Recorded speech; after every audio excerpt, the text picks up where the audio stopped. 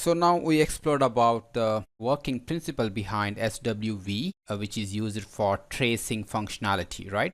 Now we have to make some changes to our project in order to include the code which actually writes into the ITM54, right?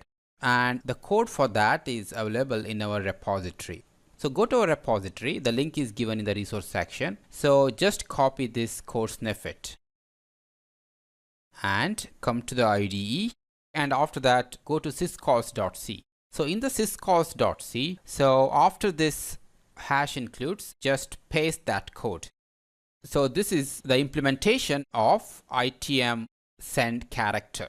So this is the implementation of printf-like feature using ARM Cortex M3, M4, M7 ITM functionality. This function will not work for ARM Cortex M0 or M0 Plus.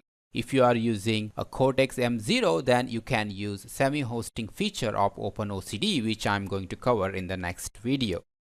And after that, what you have to do is just copy this function name and go to the write function.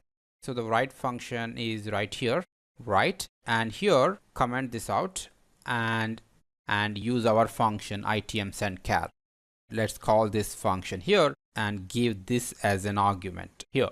That's it. So what's happening here when you call printf? So when you call printf here, the call is made to the standard library, right? C standard library, where the printf function is actually implemented. So in the printf implementation, there is a lower level call such as write. That's a low level call. So the standard library implementation calls write function that is actually implemented in syscalls.c. So standard library calls this function and the data is received in this pointer. And we are simply diverting the pointer content to our function ITM send char. That's it.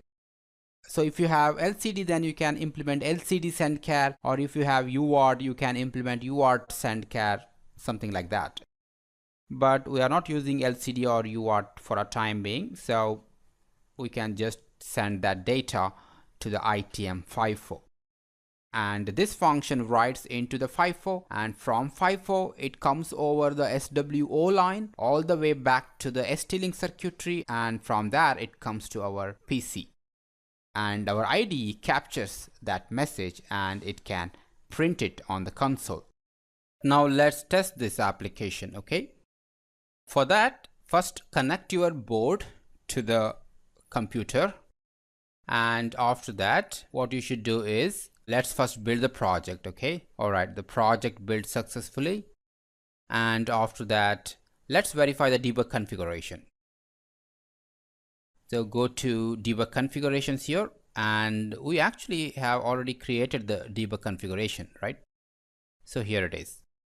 So make sure that SWV is selected.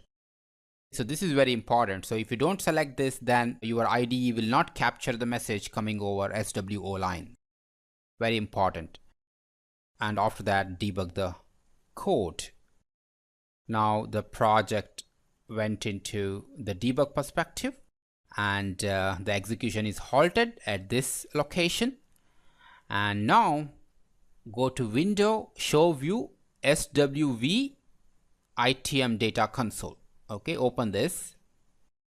Alright, so here it is. And here just click on Configure Trace. So here ITM stimulus ports, select port 0. Because the ITM send char function is going to write into the ITM stimulus port 0. So there are up to 32 ports, but we are making use of the 0th port. Once you select that, click OK here. And after that, start the trace. This is very important. You have to start it. And after that, let's just run the code. You can use this button to run the code. Let's run it. So here it is. You get the message, hello world. So printf is actually an excellent option to debug your code.